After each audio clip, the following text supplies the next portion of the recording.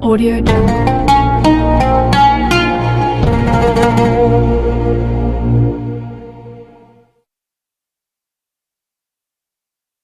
Yaitu ada 3 sifat, yaitu sifat dari warnanya, kemudian aromanya, dan rasanya.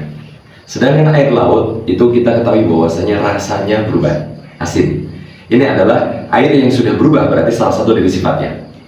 Maka sebagaimana yang bagi oleh para ulama terkait dengan pembagian air itu yang masyhur ada 3 macam.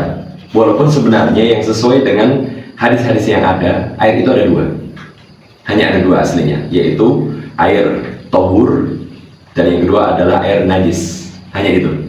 Walaupun sebagian ulama menambahkan ada bagian yang ketiga, itu dinamakan dengan air tohir. Air tohir. Maka yang namanya air tohur itu adalah air yang sifatnya bisa mensucikan atau bisa dipakai untuk mensucikan. Karena memang kata tohur itu sendiri adalah sighah mubalaghah dari kata tohir. Kalau tohir itu suci, suci di zatnya, di wujudnya. Tapi kalau tohur itu adalah suci dan bisa digunakan untuk bersuci. Itu adalah tohur secara bahasa, ya kan, sighah mubalaghah dari tohir. Dan itu adalah sifat atau jenis yang pertama dari air. Dan hanya jenis air ini yang bisa dipakai seseorang untuk membersihkan, mensucikan diri, untuk mensucikan diri. Karena target di sini adalah mensucikan, bukan membersihkan. Karena yang namanya perilaku manusia ketika dia menggunakan air itu ada 3 perilaku yang dia lakukan. Yang pertama adalah untuk bersuci, kedua adalah untuk membersihkan, ketiga adalah untuk mendinginkan. Kalau kita sebut dalam bahasa Arab yang namanya bersuci berarti litatahur, untuk taharah. Kemudian untuk membersihkan diri yaitu litanatuf, untuk nadhafah, untuk membersihkan. Kemudian yang terakhir itu litabarrud, untuk biar dingin. Nah, 3 hal ini adalah istilahnya perilaku manusia ketika menggunakan air. Karena ketika mandi seseorang bisa hanya tujuannya untuk membersihkan diri saja, tapi tidak mensucikan. Atau dia ingin mendinginkan badannya saja karena panas, tapi tidak mensucikan juga. Maka dari itu, dari 3 perbuatan ini yang masuk dalam pembahasan syariat Islam, karena itu adalah level paling tinggi, itu adalah mensucikan, taharah atau tatahur. Nah, ini adalah level tertinggi karena setiap orang yang bersuci pasti bersih. Setiap orang yang bersuci pasti juga efeknya dingin bagi tubuhnya. Ini adalah level tertinggi dari perbuatan seseorang menggunakan air, yaitu litatahur, untuk taharah. Dan seseorang hanya bisa menggunakan air tadi yang jenisnya adalah tohur, untuk bersuci. Tapi kalau air selain daripada yang tohur, kalau hanya untuk digunakan untuk litabarrud atau li'at-tanatuf, untuk membersihkan diri, itu tidak perlu suci, tidak perlu tohur air tersebut. Maka ada bagian tadi yang ditambahkan oleh kebanyakan ulama, yaitu jenis air tohir, air yang suci. Airnya itu suci tapi tidak bisa mensucikan. Kalau tidak bisa mensucikan berarti tidak bisa mengangkat hadas, tidak bisa mengangkat hadas. Dan kita perlu pahami 2 istilah, hadas dan najis, 2 istilah yang berbeda. Yang namanya hadas, kalau kita dengar hadas itu adalah sifat, tidak ada wujudnya, yaitu sifat yang mana seseorang itu kalau dalam bahasa kita ini bisa disebut kotor dalam tanda kutip, yaitu apa? Berhadas. Maka ketika seseorang berhadas, dia tidak boleh melaksanakan sebagian ibadah yang disyaratkan taharah di situ, seperti sholat dan memegang mushaf atau Al-Quran contohnya. Nah, hal tersebut itu apa? Harus seseorang melakukan yang namanya taharah. Tapi belum tentu tubuh seseorang itu memang benar ada wujud kotornya, tapi karena sifatnya saja yaitu berhadas. Sedangkan yang namanya najis adalah sesuatu yang ada wujudnya, entah itu cair ataupun padat. Maka yang namanya ada wujudnya dan itu adalah sifatnya kotor dan dinyatakan dalam syariat Islam sebagai barang yang najis, nah itu disebut baru istilah dengan najasah atau najis. Nah, itu adalah 2 istilah yang harus kita pahami. Yang namanya taharah itu tujuannya adalah sampai ke level tertinggi, yaitu membersihkan sesuatu yang tidak ada wujudnya, yaitu hadas. Bukan hanya membersihkan najis, tapi membersihkan hadas juga. Nah, itu adalah tujuan dari namanya taharah, yaitu level membersihkan diri tertinggi. Itu hanya ada di dalam syariat Islam saja. Dan kembali tadi kepada air yang bisa digunakan seseorang untuk tatahur, untuk bersuci, maka sifat airnya itu jelas, yaitu air yang murni, air yang murni saja. Sedangkan air yang sudah salah satu dari sifatnya itu berubah, seharusnya dia menjadi air yang tohir namanya. Kalau yang merubahnya, zat perubahnya itu adalah zat yang suci, maka air tersebut menjadinya tohir saja, bukan tohur lagi. Seperti ketika air dicampur dengan kopi, kopi itu suci. Nah, ketika dicampur, air tersebut sudah berubah warna, rasanya juga berubah, dan aromanya juga mungkin juga berubah. Maka apa? Air tersebut dinamakan dengan air kopi kemudian. Maka ketika dinamakan air kopi, apakah bisa digunakan seseorang untuk toharoh? Maka tidak bisa. Tapi kalau hanya untuk takatuf ataupun tabarruk, bisa. Orang mandi kopi atau mandi susu, hal tersebut bisa dilakukan. Tapi apa? Hanya untuk membersihkan saja.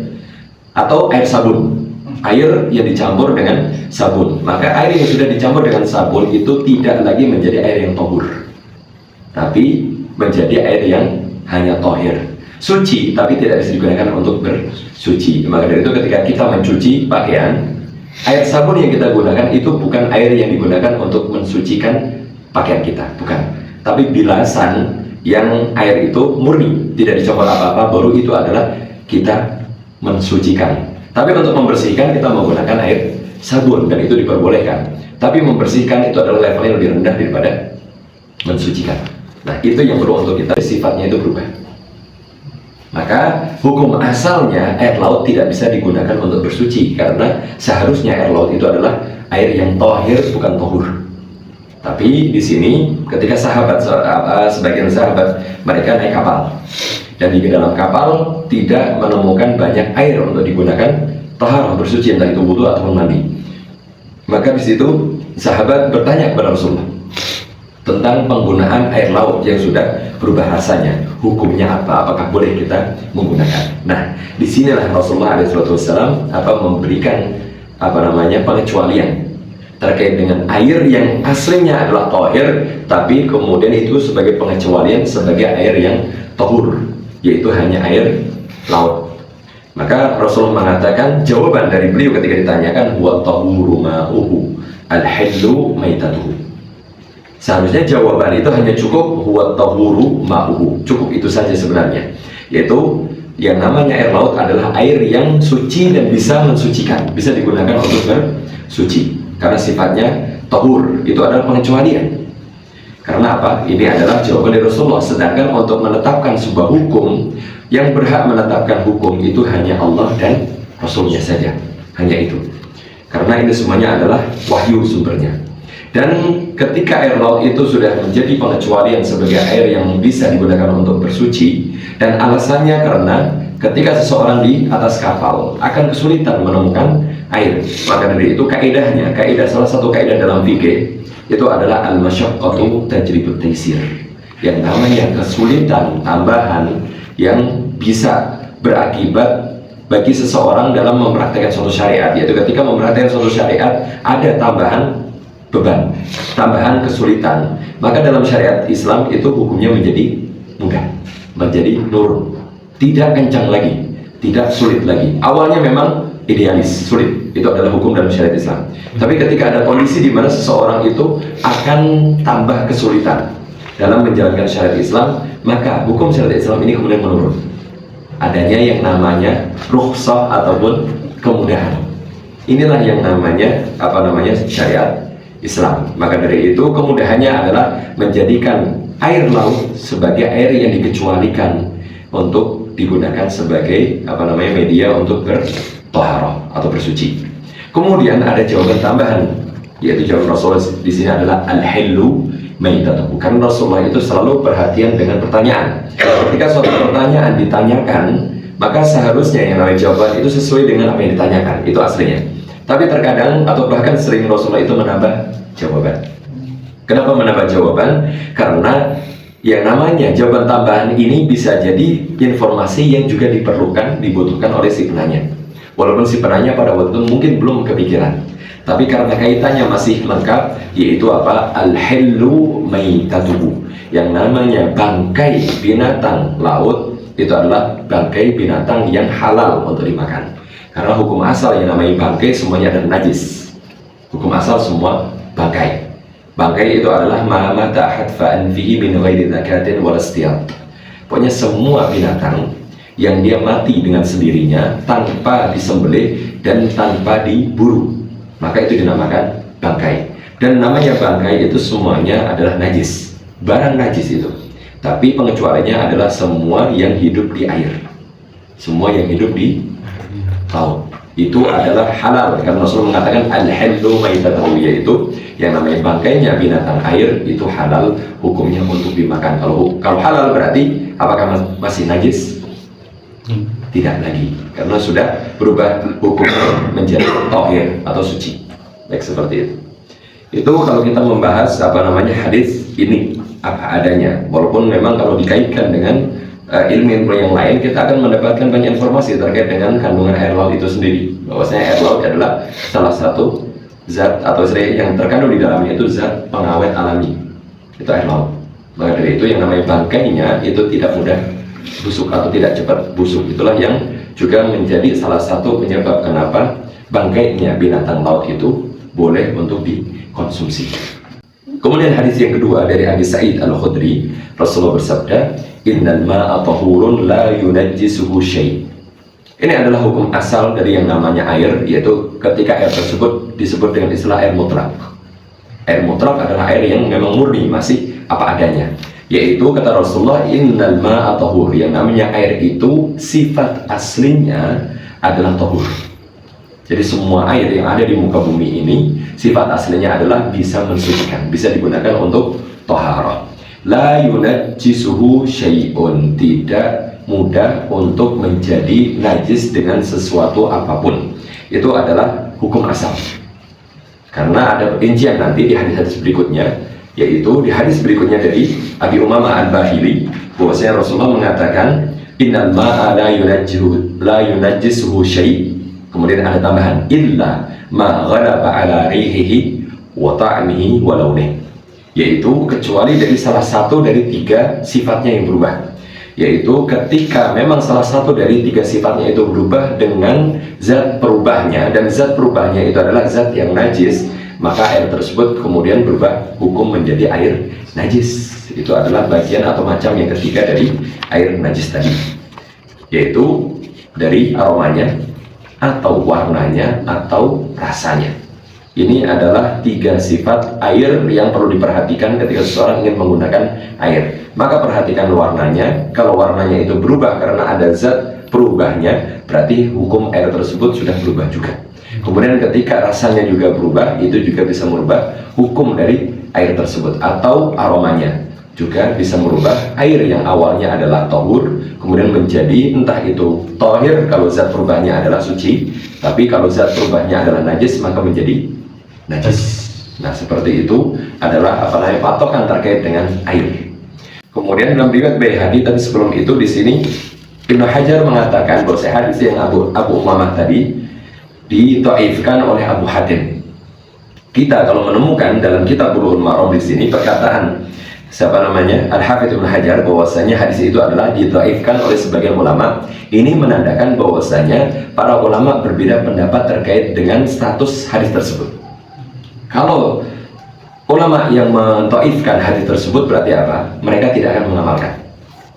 Mereka tidak akan mengamalkan hadis dari Abi Umamah tadi. Berarti kalau tidak mengamalkan, mereka tidak akan menjadikan patokan dari air itu di tiga sifatnya, tidak akan menjadikan. Karena hadis ini menurut termasuk salah satunya adalah Abu Hatim adalah hadis yang lemah. Kan seseorang itu hukum asalnya adalah dilarang untuk mengamalkan hadis yang lemah.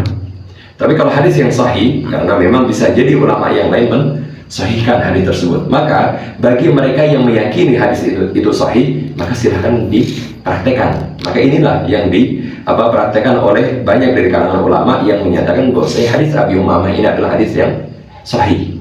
Kenapa? Karena banyak sekali pendukung hadis-hadis yang lain yang juga maknanya sama. Maka dari itu Ibnu Hajar menyantumkan hadis berikutnya dalam riwayat Al-Baihaqi, yaitu dalam riwayat Baihaqi al-ma'u tahur.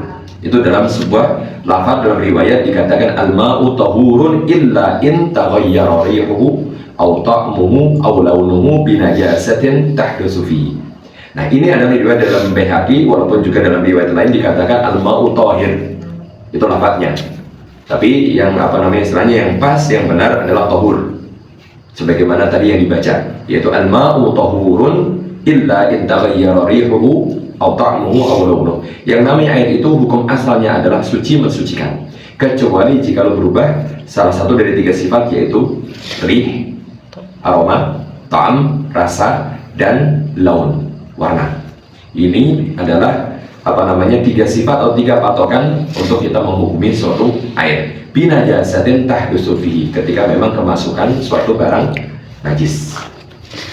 Ini adalah madhabnya Ibnu Hajar al-Asqalani, yaitu patokannya 3 sifat air tersebut untuk menentukan air tersebut itu suci atau tidak, atau suci mensucikan atau tidak. Nah, itu yang perlu untuk kita perhatikan. Ini yaitu hadis dari Abdullah ibn Umar. Beliau berkata, telah bersabda Rasulullah SAW, "Idza kana al-ma'u qullatain lam yahmilil khabath wa fi lafdin lam yanjus." Ini adalah hadis dari Rasulullah ketika Rasulullah mengatakan idza kana al-ma'u qullatain, jikalau air tersebut itu terkumpul dengan jumlah 2 qullah. Yang namanya 2 qullah itu apa? Kalau kita mungkin bahasa Jawanya disebut kolah. Tapi perlu kita pahami bahwa yang namanya satu qullah itu adalah air yang isinya itu 80 liter. Itu 1 qullah. Maka 2 qullah itu adalah 160 liter. Ini adalah volume ya, ukuran volume di dalam bahasa Arab qullah. Maka dari itu kata Rasulullah, kalau air itu sampai ke volume 160 liter, maka lam yahmilil khabas, tidak akan mudah berubah dengan adanya najis, dengan adanya kotoran, tidak akan berubah. Lam yahmil al khabas, maksudnya lam yughayyirhu ayu khabas, tidak akan berubah dengan suatu kotoran apapun. Kemudian dalam lafaz lain itu lam yanjus, berarti artinya apa? Tidak akan menjadi najis. Maka dari itu kita temukan di beberapa tempat, di beberapa masjid, tempat wudhunya itu menggunakan bak. Nah, baknya itu banyak, atau istilahnya ada beberapa tempat yang itu digunakan untuk cuci kaki terlebih dahulu sebelum seseorang itu masuk ke masjid. Nah, ini digunakan untuk apa? Mensucikan. Kenapa? Ketika memang ukuran air tersebut itu sampai 2 qullah, berarti 160 liter, maka hukum airnya adalah suci, mensucikan. Cuma kita perlu untuk menggabungkan riwayat ini dengan riwayat sebelumnya, karena memang Al-Hafidz Ibnu Hajar al-Asqalani tidak hanya menyantumkan hadis ini saja, yaitu menyantumkan hadis yang tadi sebelumnya dari Abu Umamah dan juga dari sahabat-sahabat yang lain tentang 3 sifat daripada air tersebut, yaitu tetap patokan utama adalah 3 sifat dari air, entah itu jumlahnya sangat banyak atau sedikit, maka hukumnya itu berkaitan dengan 3 sifatnya berubah atau tidak. Kalau salah satu dari 3 sifatnya, walaupun air itu 1 kontainer contohnya, maka tetap hukumnya berubah. Itu adalah patokan intinya. Karena yang namanya hadis Abdullah bin Umar ini maksudnya adalah ghalib, atau istilahnya sesuatu yang dominan, yang sering terjadi. Kalau air itu sudah sampai 2 qullah, itu tidak mudah berubah. Itu maksud dari hadis Abdullah bin Umar, yaitu bukan berarti mutlak tidak akan najis, tidak, tapi tidak mudah berubah sifatnya, karena air itu sangat banyak. Maka ini adalah patokan minimal. Adapun lebih daripada itu berarti lebih lagi, air itu tidak akan mudah berubah jikalau air itu jumlahnya sangat banyak. Maka dari itu air-air yang ada di sungai ataupun di danau, dia tidak akan berubah ketika mungkin ada bangkai binatang-binatang seperti ayam dan lain sebagainya dibuang ke tempat tersebut. Maka itu istilahnya menjadikan bahwa hadis Abdullah bin Umar ini adalah hadis yang memberikan informasi kepada kita bahwasanya air yang banyak itu sulit untuk berubah sifatnya. Bukan berarti nggak mungkin, karena memang tetap kita harus mengamalkan hadis-hadis yang lain, yaitu untuk menjadikan patokan di 3 sifat air tersebut. Jika salah satu yang berubah, maka hukum air tersebut juga berubah. Maka itu yang perlu untuk kita perhatikan dari hadis-hadis yang ada, kita digabungkan, jangan mengamalkan satu kemudian meninggalkan yang lain. Itu yang perlu untuk kita lakukan sebagai seorang muslim. Baik. Bismillah, alhamdulillah, wassalatu wassalamu ala rasulillah.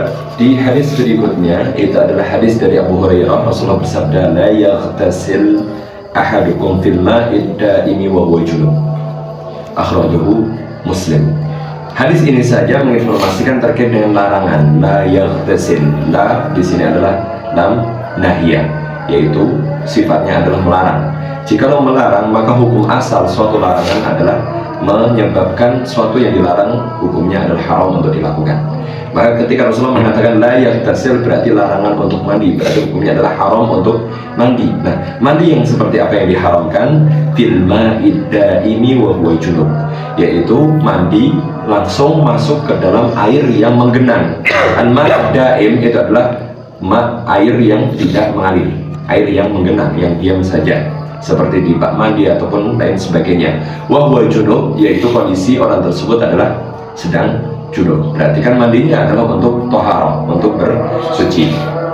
Maka yang perlu kita perhatikan di sini adalah larangan untuk seseorang itu mandi dalam kondisi junub dengan cara masuk langsung ke dalam air yang menggenang.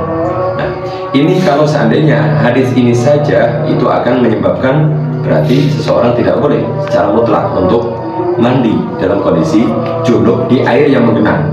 Berarti kalau junub berarti harus menggunakan air yang mengalir. Itu kalau kita mengamalkan hadis ini saja. Tapi masih ada riwayat-riwayat yang lain yang itu kemudian memberikan informasi kepada kita. Dan dalam riwayat Abu Dawud, sebelumnya itu ada riwayat Bukhari, nanti kita akan jelaskan yang Bukhari. Tapi yang Abu Dawud itu riwayat yang berikutnya, yaitu wala yaghtasil fihi minal janabah, itu penekanan lagi bahwasanya tidak sah atau tidak boleh seseorang itu mandi junub tapi menggunakan air yang menggenang, air yang diam saja. Nah, ini berarti apa? Harus mengakibatkan seorang kalau mau mandi junub adalah dengan menggunakan air yang mengalir, kan seperti itu. Tapi kalau seperti itu dipraktekkan apa adanya, yang terjadi apa? Kan sulit. Itu pasti sulit. Maka dari itu ada hadis berikutnya dari riwayat-riwayat sahabat seperti Abdullah bin Abbas dan juga sebagian istri Nabi. Maka itu semuanya nanti akan yang menginformasikan bahwasanya mandinya seseorang untuk mandi junub dari air yang menggenang itu diperbolehkan, dan larangan tadi tidak sampai kepada pengharaman. Maka dari itu suatu larangan memang aslinya adalah menandakan perbuatan tersebut adalah haram, itu hukum asalnya.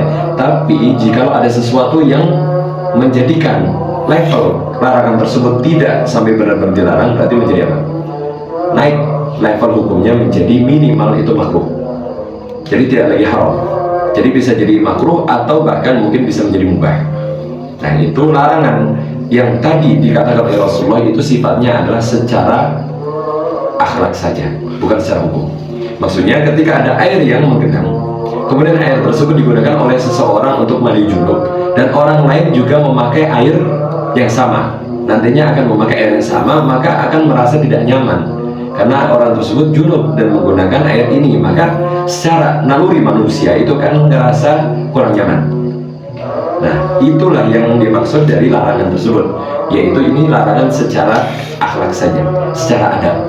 Jadi selayaknya seseorang kalau memang junub, mandinya itu tidak langsung mengambil dari air yang menggenang, entah itu pakai cara yang lain. Kalau nanti di hadis berikutnya disebutkan pakai gayung, maksudnya diambil kemudian baru dipakai, bukan langsung tangan yang masuk seperti itu. Itu adalah arah dari Rasulullah agar orang lain yang memakai air tersebut juga merasa nyaman. Ketika air tersebut sisa, bisa dipakai oleh orang lain tanpa keraguan. Nah, itu maksud dari larangan la yaghtasil ahadukum fil ma'id da'im wa huwa junubun. Adapun dalam riwayat Bukhari di sini ini lebih terperinci lagi, yaitu ketika Rasulullah bersabda la yabulanna ahadukum fil ma'id da'im alladhi la yajri thumma yaghtasilu fihi.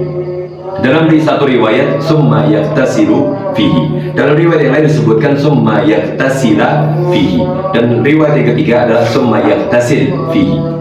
Tiga-tiganya memiliki makna yang berbeda dan juga cakupan juga berbeda. Yaitu yang pertama dalam riwayat Bukhari ini ketika kita membacanya summa yaghtasilu fihi dengan rofa di fiil yaghtasil di sini, maka apa? La yabulanna ahadukum itu adalah larangan untuk kencing. Larangan seseorang untuk kencing fil ma'id da'im, kencingnya di air yang menggenang. Maka hadis ini disebutkan setelah hadis yang tadi sebelumnya, idza balaghal ma'u qullatain. Yang namanya air itu yang sudah sampai ke volume 160 liter itu kan tidak mudah najis. Tapi ketika memang ada seperti itu, seseorang itu dilarang untuk kencing langsung ke air tersebut. Dilarang untuk mengencingi kalau bahasa kita. Maka ketika dilarang mengencingi berarti ya memang haram hukumnya. Kenapa? Karena yang namanya kencing bisa jadi merubah salah satu dari sifat air walaupun air tersebut banyak. Nah, di sini adalah larangan la yabulanna ahadukum fil ma'i da'im alladhi la yajri, yaitu janganlah seseorang di antara kalian itu kencing di air yang menggenang yang tidak mengalir. Summa yaghtasilu fihi, yaitu kemudian dia memakainya untuk mandi. Jadi larangannya hanya mengencing. Itu dari riwayat pertama. Orang yang mengencingi atau orang lain yang tidak kencing di dalamnya. Maka ini adalah makna dari riwayat yang pertama, yaitu riwayat Rafa, summa yaghtasilu fihi, yang dilarang hanya kencingnya saja.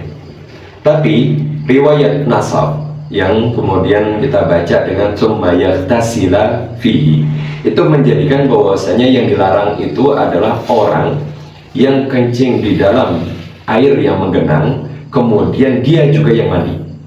Dia yang mandi menggunakan air tersebut. Kalau dia hanya kencing, maka tidak masalah, tidak dilarang. Kalau dia hanya mandi dari air yang menggenang tadi, yang bekas dikencingi oleh orang lain, maka juga tidak dilarang. Karena yang dilarang adalah dua hal. Yang dilarang adalah dua hal tersebut. Maka itu menjadikan apa? Riwayat Nasab summa yaghtasilu fihi, bahwasanya makna dari hadis ini larangannya mencakup perilaku dua perilaku dari seseorang yang sama, yaitu kencing dan sekaligus mandi. Tapi kalau dia hanya kencing saja tidak dilarang, atau hanya mandi saja tidak dilarang. Kalau tadi yang riwayat pertama itu yang dilarang hanya kencingnya saja, mandinya tidak dilarang. Tapi riwayat yang lebih umum adalah riwayat yang jazam, yang sukun, yaitu summa yaghtasil fihi. Maka yang namanya summa yaghtasil fihi ini nanti mencakup larangnya adalah larangan bagi orang yang kencing di dalam air yang menggenang kemudian dia juga mandi. Itu dilarang dua-duanya. Atau dia hanya kencing saja juga dilarang, atau dia hanya mandi saja juga dilarang. Ini adalah riwayat yang maknanya lebih umum, walaupun riwayat yang mu'tamad ataupun riwayat yang banyak dipakai oleh para ulama adalah riwayat Rafa, yaitu ketika dibaca summa yaghtasilu fihi, yang dilarang hanya kencingnya saja. Itu adalah riwayat umum. Tapi tiga riwayat tersebut adalah riwayat yang memang ada tiga-tiganya. Maka dari itu, jikalau tiga riwayat itu kita ambil semuanya, maka maknanya cakupannya seperti itu. Orang yang kencing di air yang menggenang seperti kolam renang, berarti kencing di dalam kolam renang itu haram hukumnya. Dan dia mandi langsung juga dari kolam renang juga haram hukumnya. Atau ketika kolam renang tersebut memang juga bekas dikencingi oleh orang, juga haram digunakan untuk mandi juga. Akhirnya seperti itu maknanya, cakupannya.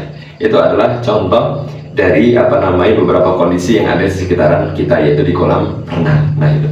Dan walaupun juga hadis dari Abdullah bin Umar adalah hadis yang mengatakan bahwasanya air itu kalau sudah lebih daripada 160 liter kullatain, maka tidak akan najis sama sekali, aman, seperti itu.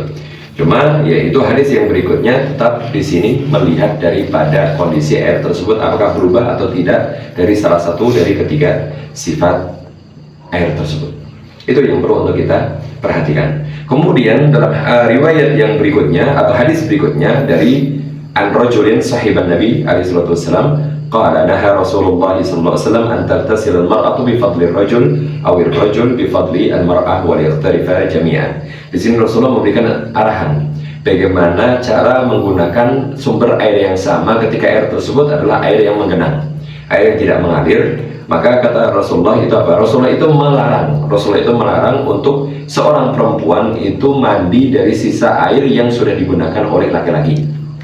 Kemudian laki-laki dilarang untuk mandi dari sisa air yang digunakan oleh perempuan. Kalau memang ingin menggunakan sumber air yang sama, maka kata Rasulullah wal yaghtarifa jami'an, yaitu sama-sama ngambil sendiri-sendiri. Jadi tidak langsung memasukkan tangan ke dalam ember atau air yang menggenang tersebut, karena memasukkan tangan secara langsung itu menyebabkan pemakai yang lain itu tidak nyaman. Itu adalah jikalau air memang sifatnya umum, yaitu dipakai oleh banyak pihak. Tapi ketika air tersebut itu khusus, contoh dipakai untuk keluarga, Sedangkan yang namanya keluarga itu biasa ketika melihat, oh ini adalah air bekas dari ayahnya, maka seorang anak akan memakainya dengan biasa saja tanpa ada rasa tidak nyaman. Maka kalau kondisi seperti itu, maka itu masuk kepada hal yang diperbolehkan. Karena memang yang namanya air itu kan hukum asalnya dia kalau pada sifat aslinya itu berarti masih tetap tahur. Itu adalah sifat aslinya. Dan juga tidak berubah dengan apapun. Yang namanya junub itu adalah hadas, bukan najis. Maka dari itu yang namanya hadas tidak mungkin pindah atau tidak mungkin mengkontaminasi air, itu tidak mungkin. Itu adalah hukum asalnya. Maka dari itu dalam riwayat berikutnya dari Abdullah ibn Abbas, anna Nabiya sallallahu alaihi wasallam kana yaghtasilu bi fadli Maimunah. Yang namanya Rasulullah itu pernah mandi dari sisa air yang digunakan oleh salah satu istrinya yang bernama Maimunah. Rasulullah melarang, tapi Rasulullah mempraktikkan.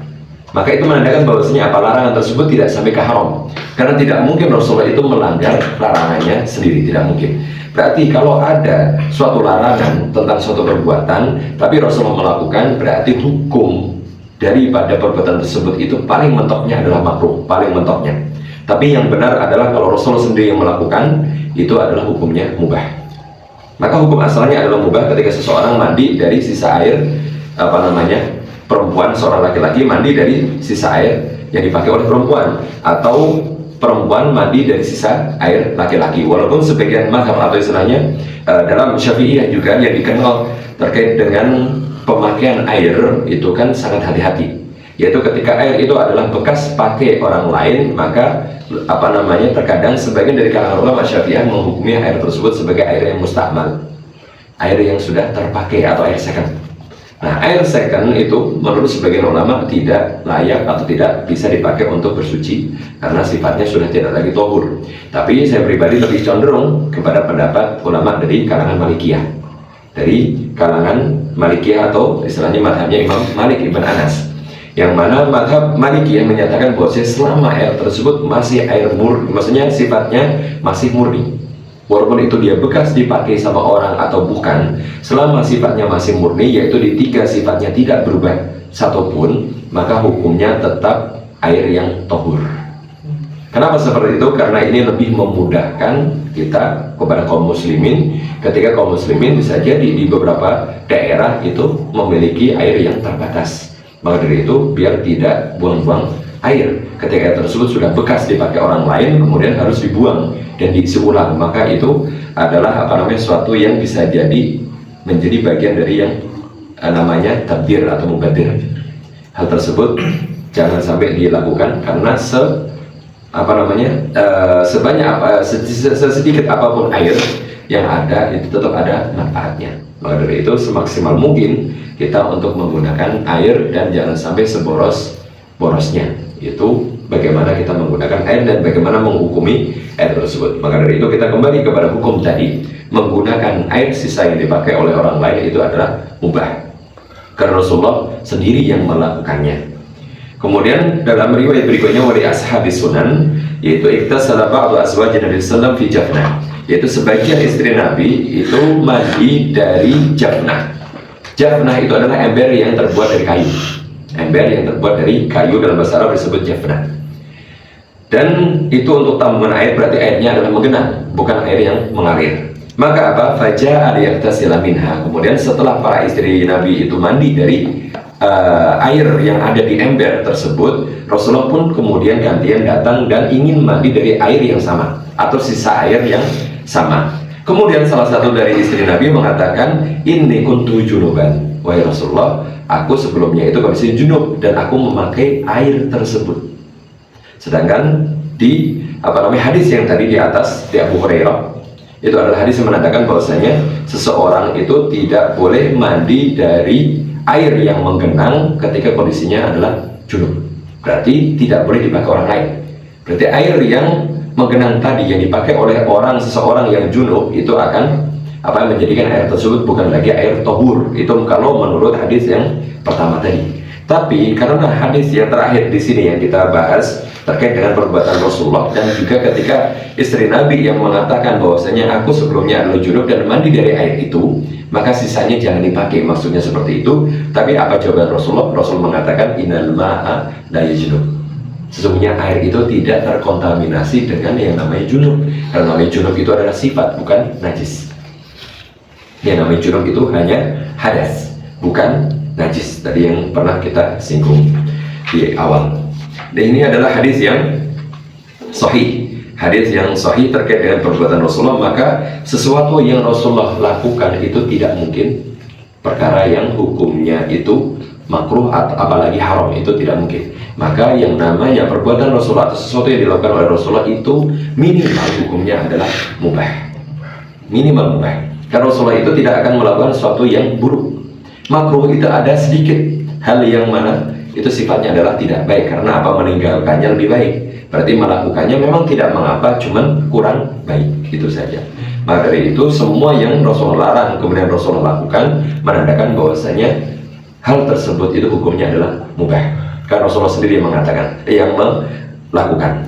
Tapi jika Rasulullah melarang, kemudian ada sahabat yang melakukan, tapi Rasulullah tidak lagi melarang, maka hukum perbuatan tersebut berubah menjadi makruh. Karena yang melakukan adalah orang lain, bukan Rasulullah. Kalau Rasulullah yang melakukan, maka hukum perbuatan tersebut akan lebih naik lagi, yaitu mubah. Karena itu adalah minimal perbuatan yang dilakukan oleh seorang Nabi, yaitu mubah. Sedangkan makruh, pasti yang namanya Rasulullah itu kan innama bu'istu liutammima makarimal akhlak. Aku diutus untuk menyempurnakan akhlak. Dan yang namanya akhlak yang sempurna itu adalah menjauhi perkara-perkara yang haram juga sekaligus yang makruh. Itu adalah perkara yang akhlak yang paling sempurna. Maka dari itu Rasulullah menyontohkan kita ketika Rasulullah melakukan suatu hal, maka hukum minimalnya adalah mubah, tidak sampai makruh apalagi haram. Baik, itu adalah hadis yang kita bahas pada kesempatan hari ini.